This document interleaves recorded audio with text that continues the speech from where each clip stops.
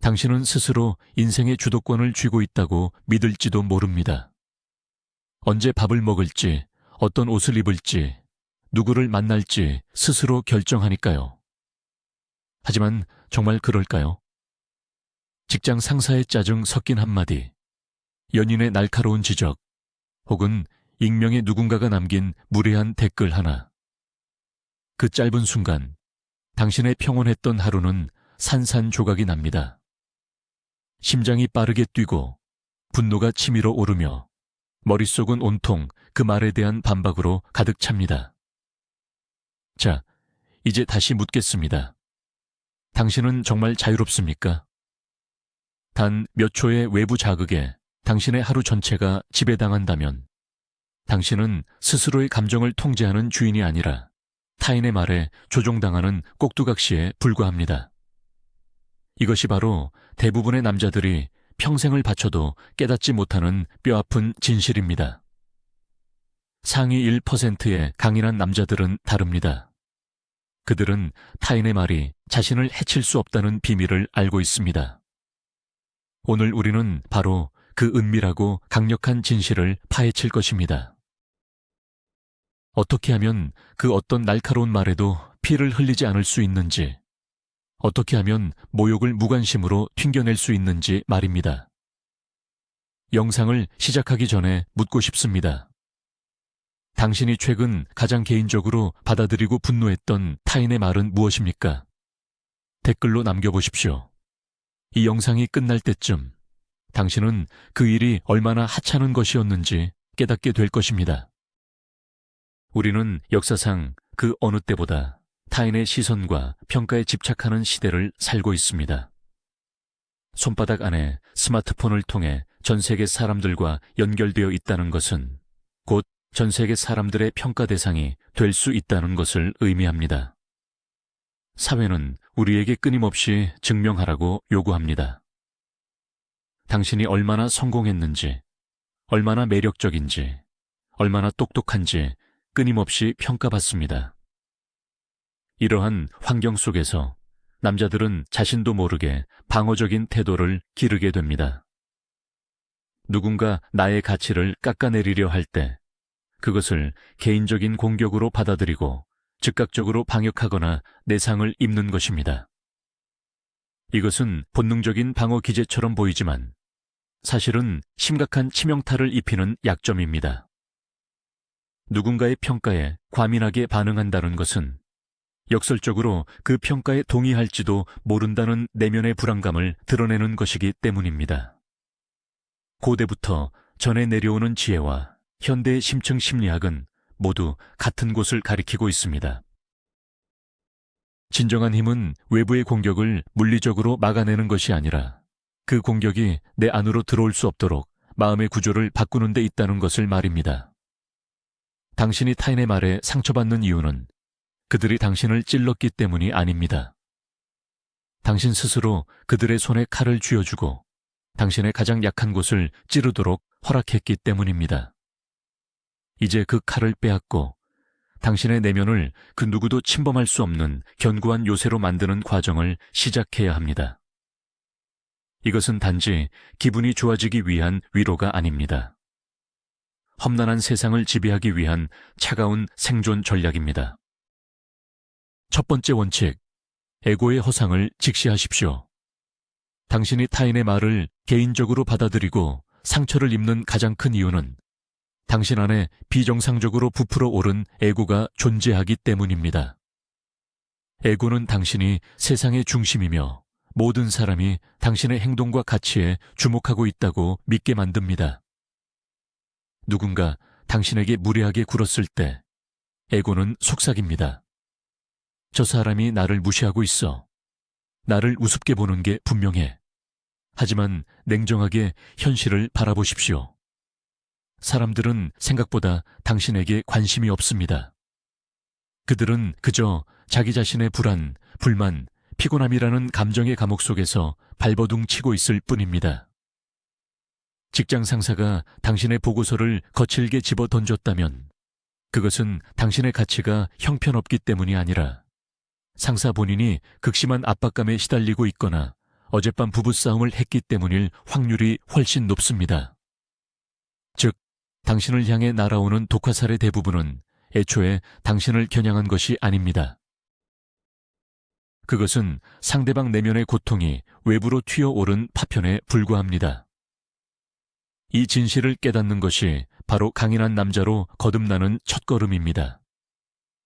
모든 상황을 나라는 프레임에 가두어 해석하는 습관을 버리십시오. 상처받는 자아는 허상입니다. 당신이 에고를 내려놓는 순간 타인의 공격은 허공을 가르는 헛스윙이 될 것입니다. 두 번째 원칙, 통제의 이분법을 완벽하게 마스터하십시오. 이것은 1%의 엘리트들이 일상적으로 사용하는 핵심 무기입니다. 세상의 모든 일은 단 두 가지로 나뉩니다. 내가 통제할 수 있는 것과 통제할 수 없는 것, 이 단순한 사실을 머리로 아는 것과 삶의 철학으로 체화하는 것은 하늘과 땅 차이입니다. 타인이 당신을 어떻게 생각하는지, 당신에게 어떤 말을 내뱉는지, 당신을 어떻게 평가하는지는 철저하게 당신의 통제 밖의 영역입니다. 당신이 아무리 완벽하게 행동해도 누군가는 반드시 당신을 미워하고 비난할 것입니다. 그것은 인간의 본성입니다. 통제할 수 없는 영역에 에너지를 쏟는 것은 내리는 비를 멈추게 하려고 하늘을 향해 소리를 지르는 것만큼이나 어리석고 소모적인 일입니다.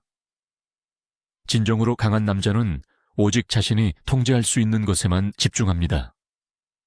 타인의 비난이 날아올 때 그 비난을 막을 수는 없지만 그 비난에 어떻게 반응할 것인지는 완벽하게 당신의 통제에 있습니다. 억울함에 분노할 것인가? 아니면 어깨를 한번 으쓱하고 내 할 일을 계속할 것인가? 당신의 권력은 바로 그 선택의 순간에 존재합니다. 통제할 수 없는 타인의 입술에 당신의 평온함을 맡기지 마십시오. 당신의 기분은 오직 당신 스스로 결정해야 합니다. 세 번째 원칙, 자극과 반응 사이의 공간을 확장하십시오. 평범한 남자들은 외부에서 자극이 주어지면 반사적으로 반응합니다. 모욕을 들으면 즉각적으로 분노하고 칭찬을 들으면 즉각적으로 우쭐해집니다. 그들은 자판기처럼 버튼을 누르면 정해진 음료수를 내뱉는 기계적인 삶을 살아갑니다. 하지만 깊은 내면의 힘을 가진 남자는 자극과 반응 사이에 자신만의 절대적인 공간을 창조합니다. 누군가 당신의 약점을 찌르는 말을 던졌다고 가정해 봅시다. 즉각적으로 반박하거나 표정을 구기는 대신 단 3초만 침묵하며 그 말을 허공에 띄워두십시오. 이 찰나의 침묵 속에서 당신은 상황을 객관적으로 관찰하는 지배자의 위치로 올라섭니다. 저 사람이 왜 저런 말을 할까? 저 말에 내가 상처받을 이유가 있는가? 이 짧은 질문을 던지는 순간 감정의 뇌에서 이성의 뇌로 주도권이 넘어옵니다. 즉각적으로 반응하지 않는다는 것 자체로 당신은 상대방에게 압도적인 우월감을 보여줄 수 있습니다. 지저대는 개를 향해 똑같이 엎드려 지저대는 사자는 없습니다. 사자는 그저 무심한 눈으로 개를 응시할 뿐입니다. 자극에 휩쓸리지 않고 반응을 선택하는 능력, 그것이 바로 당신을 범접할 수 없는 존재로 만드는 가장 강력한 심리적 방패입니다. 네 번째 원칙, 비난 속의 정보와 감정을 분리하십시오. 우리는 종종 뼈아픈 조언과 단순한 모욕을 구분하지 못합니다. 누군가의 말이 거칠고 무례하더라도 그 안에 당신의 성장을 위한 귀중한 정보가 숨어 있을 수 있습니다. 상위 수준의 지능을 가진 남자는 누군가 자신을 비판할 때 상대의 말투와 표정이라는 감정적 포장지를 무자비하게 뜯어내버립니다. 그리고 오직 그 안의 알맹이, 즉 사실관계에만 집중합니다. 상대의 말이 사실이라면 화를 낼 이유가 없습니다. 오히려 나의 단점을 고칠 기회를 얻었으니 감사해야 할 일입니다. 반대로 상대의 말이 완전한 거짓과 억측이라면 더더욱 화를 낼 이유가 없습니다. 왜 누군가의 헛소리 때문에 내 소중한 에너지를 낭비해야 합니까? 두 경우 모두에서 분노하거나 상처받는 것은 전혀 논리적인 대응이 아닙니다. 비난을 받을 때 감정의 스위치를 끄고 분석가의 안경을 쓰십시오. 이 비난은 건설적인가, 파괴적인가, 나에게 유용한 데이터인가, 그저 쓰레기인가. 감정을 덜어내고 정보만 추출하는 이 차가운 분석 과정은 타인의 공격을 성장의 자양분으로 바꾸는 연금술과 같습니다. 상대방은 당신을 깎아내리려 했지만 당신은 오히려 그 말을 딛고 한 단계 더 높이 올라가는 것입니다. 5번째 원칙. 타인의 시선을 투명한 유리로 만들어 버리십시오. 많은 남자들이 누군가의 시선과 판단을 무거운 짐처럼 어깨에 짊어지고 살아갑니다. 하지만 타인의 평가는 실체가 없는 그림자에 불과합니다. 어제 당신을 칭찬했던 사람이 오늘 당신을 비난할 수 있고, 당신을 비웃던 사람이 내일 당신을 부러워할 수 있습니다. 이렇게 바람에 흔들리는 갈대 같은 타인의 마음에 당신의 가치라는 닻을 내리는 것은 자살 행위나 다름없습니다. 굳건한 멘탈을 가진 남자는 자신의 가치를 외부에서 찾지 않습니다. 그는 스스로 세운 엄격한 원칙과 기준에 따라 자신을 채점합니다. 누군가 당신에게 무능하다고 손가락질하더라도 당신 스스로 최선을 다했고 자신의 기준에 부합했다면 그 손가락질은 그저 허공을 찌를 뿐입니다. 반대로 온 세상이 당신을 치켜 세워도 당신 스스로 나태함을 알고 있다면 결코 우쭐하지 않습니다. 이것이 바로 절대적인 내면의 기준을 가진 자의 여유입니다. 타인의 평가는 그들의 몫으로 남겨두십시오. 그것은 그들의 시선일 뿐, 당신의 본질과는 아무런 상관이 없습니다. 다른 사람의 머릿속에 있는 당신의 이미지는 진짜 당신이 아닙니다. 이 명백한 사실을 수용할 때, 당신은 비로소 세상의 평가로부터 완벽하게 자유로워집니다. 6번째 원칙. 타인의 악의는 그들 자신의 형벌임을 이해하십시오. 누군가 당신에게 고의적으로 모욕을 주고 상처를 입히려고 작정했을 때 우리는 종종 정의감에 불타오르며 복수를 꿈꿉니다. 나에게 상처를 준 만큼 똑같이 되돌려주겠다는 심리입니다. 하지만 진정한 전략가는 이러한 감정의 수렁에 빠지지 않습니다. 깊이 생각해 보십시오. 남을 깎아내리기 위해 시간을 쓰고 타인을 향한 증오와 질투를 마음속에 품고 사는 사람의 삶이 과연 행복할까요? 절대로 그렇지 않습니다. 타인에게 독을 뿜어내는 사람은 이미 자신의 내면이 지옥이라는 것을 세상에 광고하고 있는 것입니다. 그들은 악의적인 말을 내뱉는 순간 이미 스스로에게 가장 큰 벌을 내리고 있습니다. 타인의 불행을 바라는 비틀린 정신 상태 자체가 이미 끔찍한 형벌입니다. 따라서 당신이 그들에게 복수하기 위해 똑같이 진흙탕으로 뛰어들 필요는 전혀 없습니다. 당신이 할 수 있는 가장 우아하고 잔인한 복수는 그들의 공격에도 불구하고 당신이 여전히 평온하고 행복하게 당신의 삶을 살아가는 모습을 보여주는 것입니다. 그들의 악의가 당신의 단단한 피부에 부딪혀 아무런 흔적도 남기지 못하고 튕겨나갈 때 상대방은 자신이 철저히 무력하다는 사실에 가장 큰 절망을 느끼게 될 것입니다. 7번째 원칙. 상처받는 것에 대한 은밀한 쾌감을 버리십시오. 이것은 매우 불편한 진실이지만 우리 무의식 깊은 곳을 직면해야 합니다. 어떤 사람들은 무의식적으로 자신이 피해자가 되는 상황을 즐깁니다. 타인의 말에 상처를 받고 아파함으로써 자신이 도덕적으로 더 우월하며 동정받아 마땅한 사람이라는 은밀한 안도감을 얻는 것입니다. 나는 착하고 예민한데 세상이 나를 가혹하게 대한다는 서사는 스스로의 삶을 변화시킬 용기가 없는 사람들에게 매우 달콤한 핑계가 됩니다. 하지만 진정한 남자는 결코 피해자 코스프레를 하지 않습니다. 그는 자신의 감정에 대한 책임을 온전히 자신이 짊어집니다. 상처받았다는 사실을 무기로 삼아 타인을 통제하려 하거나 동정을 구걸하지 마십시오.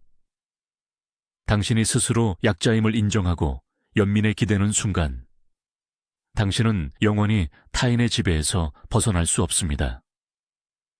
뼈아프게 들리겠지만 누군가의 말에 지속적으로 상처를 받는다면 그것은 당신의 허락이 있었기 때문입니다. 이제 그 허락을 취소하십시오. 피해자의 자리를 박차고 일어나 스스로의 감정을 통제하는 지배자의 권좌에 앉으십시오. 세상은 강자에게 길을 내어주지 상처받은 피해자에게 길을 내어주지 않습니다. 8번째 원칙, 웃음과 유머라는 절대적인 무기를 장착하십시오.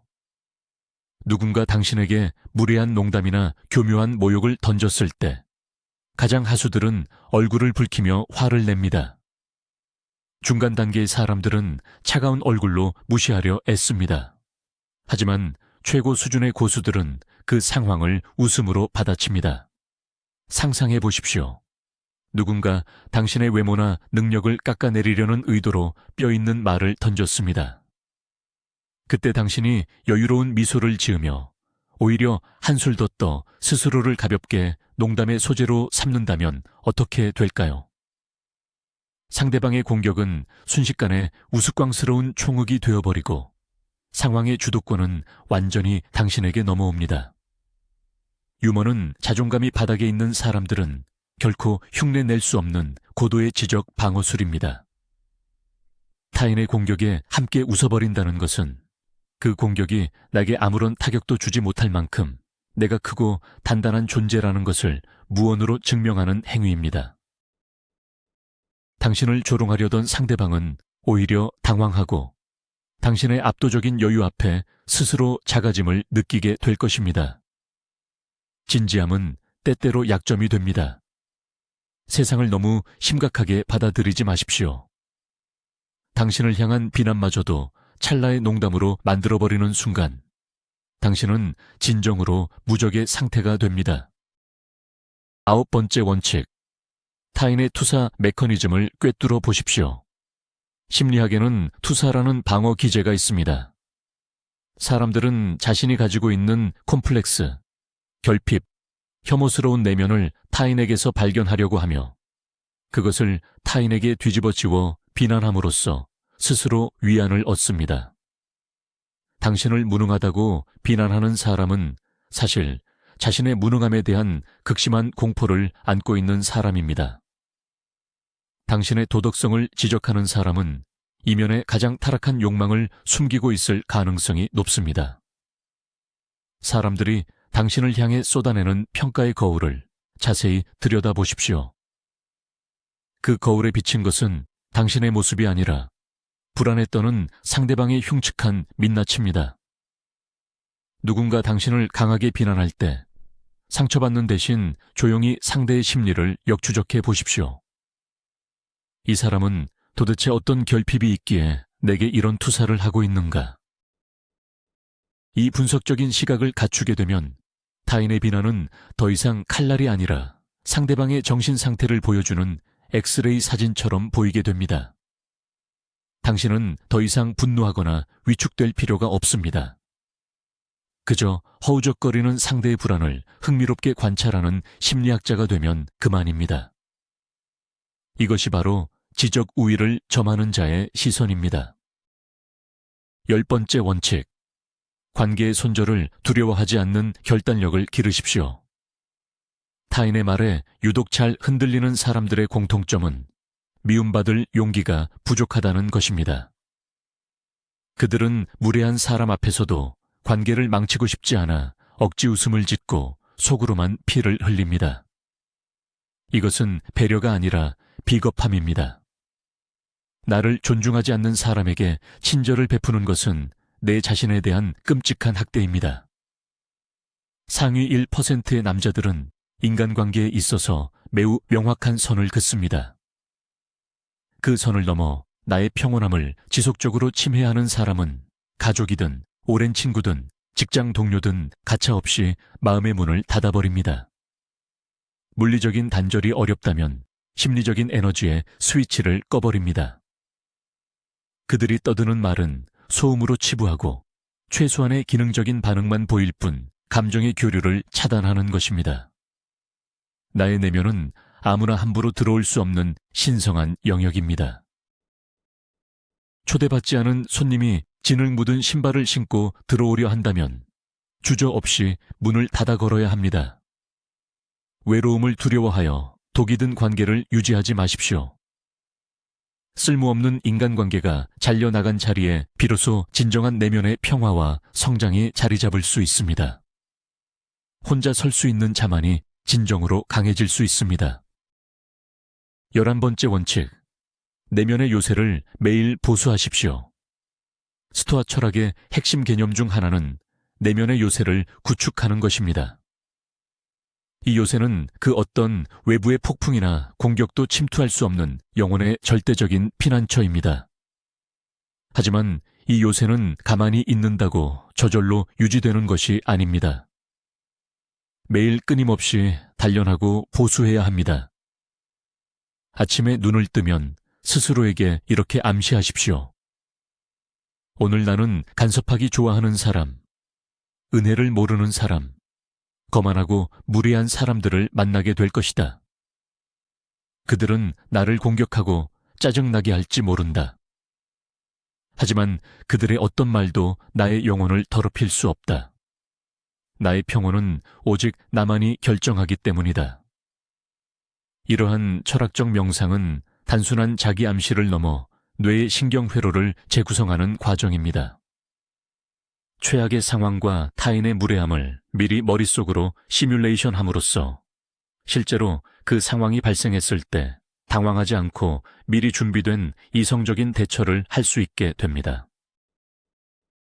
예방주사를 맞는 것과 같습니다. 아무런 준비 없이 세상에 던져진 남자는 작은 충격에도 치명상을 입지만 매일 아침 내면의 요새를 점검하고 갑옷을 입는 남자는 쏟아지는 비난의 화살 앞에서도 흔들림 없이 전진할 수 있습니다. 이것이 훈련된 자의 압도적인 힘입니다. 12번째 원칙, 당신을 향한 칭찬에도 초연해지십시오. 이 말은 역설적으로 들릴 수 있습니다. 비난을 무시하라는 것은 이해가 되지만 왜 칭찬까지 멀리해야 하는가? 하지만 여기에 가장 깊은 심리적 함정이 숨어 있습니다. 누군가의 칭찬에 과도하게 기뻐하고 우쭐해진다는 것은 타인의 평가에 그만큼 큰 가치를 부여하고 있다는 증거입니다. 칭찬을 주는 자의 손에 당신의 자존감을 맡기는 순간 비난을 주는 자의 손에도 당신을 찌를 칼을 쥐어주게 됩니다. 칭찬과 비난은 동전의 양면입니다. 하나에 취하면 필연적으로 다른 하나에 상처받게 되어 있습니다. 1%의 남자들은 타인의 칭찬에 정중하게 감사하지만 그것을 자신의 정체성으로 삼지 않습니다. 그들은 누군가가 나를 대단하다고 지켰을 때 속으로 생각합니다. 이 칭찬은 나라는 존재의 본질이 아니라 단지 저 사람의 현재 기분과 판단일 뿐이다. 칭찬이라는 달콤한 독에 취하지 않아야만 비난이라는 쓴 독에도 중독되지 않을 수 있습니다. 외부에서 들려오는 모든 소음에 대해 무덤덤한 태도를 유지하십시오. 당신의 진정한 가치는 오직 고독한 밤, 거울 앞에 선 당신 자신과의 대화 속에서만 증명될 수 있습니다. 칭찬을 갈구하지 않는 자만이 비난 앞에서도 당당할 수 있습니다. 13번째 원칙, 침묵의 폭력성을 활용하십시오. 누군가 당신을 도발하거나 깎아내리는 말을 던졌을 때 가장 큰 타격을 입히는 방역은 화려한 말대꾸가 아니라 완벽한 침묵입니다.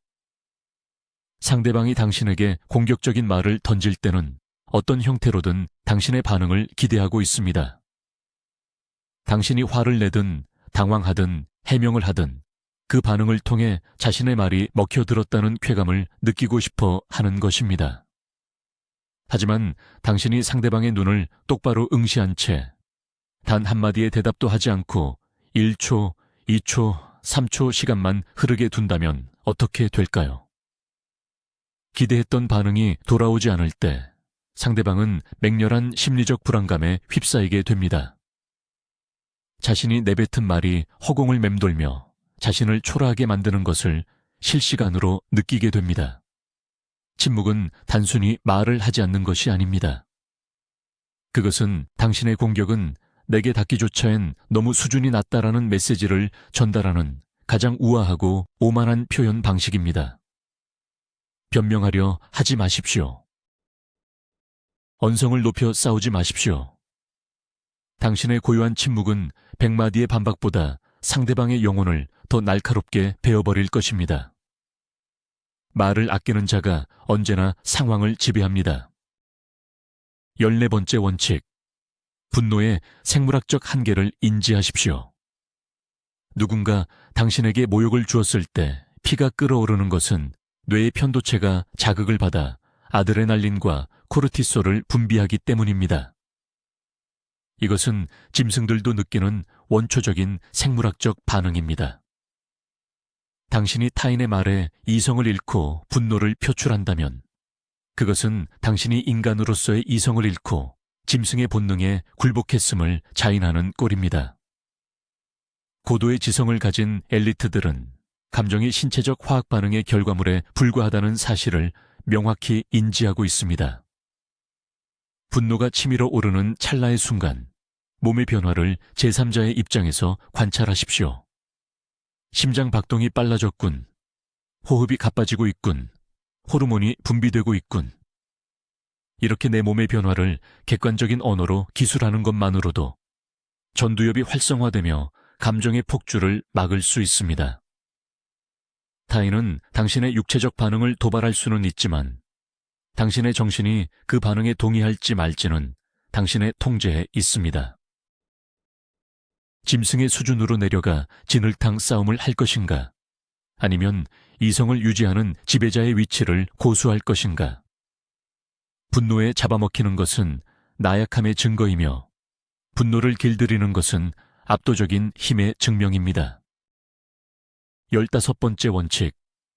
감정적 뱀파이어들을 판별하고 격리하십시오. 우리 주변에는 타인의 에너지를 빨아먹고 사는 사람들이 반드시 존재합니다. 그들은 끊임없이 불평불만을 늘어놓고 남의 험담을 일삼으며 교묘하게 당신의 자존감을 깎아내리는 농담을 던집니다. 그들은 자신의 우울함과 비참함을 혼자 감당하지 못해 주변 사람들을 같은 지옥으로 끌어내리려 합니다.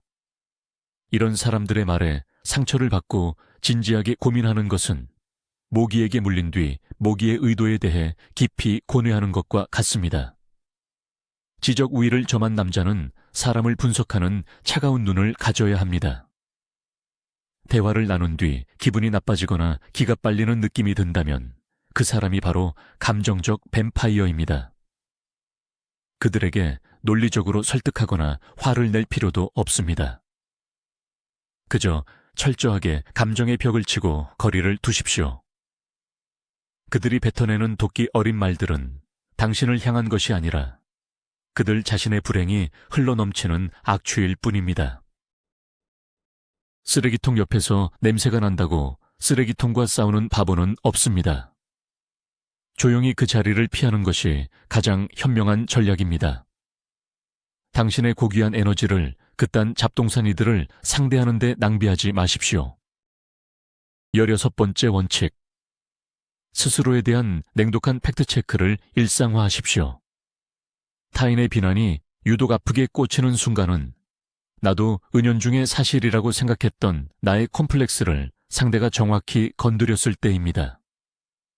뚱뚱하다는 사실에 콤플렉스가 있는 사람은 살이 쪘다는 말에 격노하지만 스스로 멋진 몸매를 가졌다고 확신하는 사람은 살이 쪘다는 농담에 그저 코웃음을 칠 뿐입니다. 즉, 상처의 크기는 타인의 말의 강도가 아니라 당신이 품고 있는 약점의 크기에 비례합니다. 강인한 남자가 되기 위해서는 자신의 약점과 결핍을 마주하는 뼈아픈 시간을 견뎌내야 합니다. 당신의 부족한 점, 열등감, 숨기고 싶은 과거를 스스로 직시하고 완전히 수용하십시오. 내가 나 자신을 벌거벗기고 분석하여 인정해버리면 타인이 그 약점을 무기 삼아 공격하더라도 더 이상 치명상을 입지 않습니다. 맞습니다. 나는 그 부분에 부족함이 있습니다. 그것이 뭐 어쨌다는 말입니까? 이렇게 당당하게 인정하는 태도는 상대방의 무기를 무력화시키는 최고의 방패입니다. 내 안의 어둠을 스스로 통제하는 자는 밖에서 날아오는 어떤 그림자도 두려워하지 않습니다. 나의 단점마저 철저히 파악하고 지배하십시오. 17번째 원칙. 결과에 집중하고 과정의 소음을 무시하십시오. 목적지가 확고한 배는 지나가는 갈매기의 울음소리에 항로를 바꾸지 않습니다. 위대한 목표를 향해 나아가는 남자는 타인의 평가나 비난을 그저 스쳐 지나가는 바람소리로 취급합니다. 당신이 인생을 걸고 어떤 일에 몰두하고 있다면 누군가는 반드시 당신을 비웃고 불가능하다고 말하며 당신의 능력을 깎아내릴 것입니다. 그것은 당신이 실패하기를 바라는 하수들의 질투심에서 비롯된 방해 공작입니다. 그들의 말 한마디 한마디에 신경을 곤두쓰고 해명하려 든다면 당신은 결코 목표에 도달할 수 없습니다. 진정으로 강한 자는 입으로 증명하지 않습니다. 오직 압도적인 결과로 짓밟아줄 뿐입니다. 누군가 당신을 조롱한다면 그 분노를 성공을 위한 연료로 전환하십시오. 나를 비웃은 자들이 나중에 나를 우러러보게 만들겠다는 도끼를 품으십시오. 시간이 흘러 당신이 높은 위치에 올랐을 때 과거에 당신을 뜯어말리고 비난했던 자들은 언제 그랬냐는 듯 아부하며 당신의 성공을 칭송할 것입니다. 이것이 인간의 간사한 본성입니다. 그 얕은 본성에 휘둘리지 말고 오직 당신이 가야 할 길에만 시선을 고정하십시오. 18번째 원칙. 모든 것을 그래서 어쨌다는 건가? 라는 질문으로 압축하십시오. 이것은 가장 단순하면서도 파괴적인 심리적 무기입니다. 타인의 비난이나 안 좋은 평가가 당신의 귓가에 맴돌며 괴롭힐 때 스스로에게 차갑게 물어보십시오. 저 사람이 나를 싫어한다. 그래서 어쨌다는 건가? 내 밥줄이 끊기는가? 내 목숨이 위험해지는가? 전혀 그렇지 않습니다. 직장 상사가 나를 멍청하다고 생각한다. 그래서 어쨌다는 건가? 퇴근 후에 내 평온한 저녁 시간까지 빼앗길 이유가 있는가? 없습니다. 우리는 타인의 부정적인 평가를 마치 생존을 위협하는 거대한 재난처럼 부풀려 생각하는 경향이 있습니다. 하지만 현실은 냉혹할 정도로 평온합니다. 누군가 당신을 지독하게 미워하더라도 당신의 통장 잔고는 줄어들지 않고 당신의 근육은 손실되지 않으며 당신의 호흡은 멈추지 않습니다. 타인의 말이 당신의 물리적 현실에 미칠 수 있는 영향력은 제로에 가깝습니다. 이 완벽한 무의미함을 깨달으십시오. 누군가 당신을 찌르려 할 때 머릿속으로 그래서 어쩌라고라는 문장을 떠올려 보십시오. 복잡하게 얽혀있던 두려움과 분노가 순식간에 증발하고 상황을 장악하는 차가운 이성이 돌아올 것입니다. 19번째 원칙. 고독을 가장 친한 친구로 만드십시오.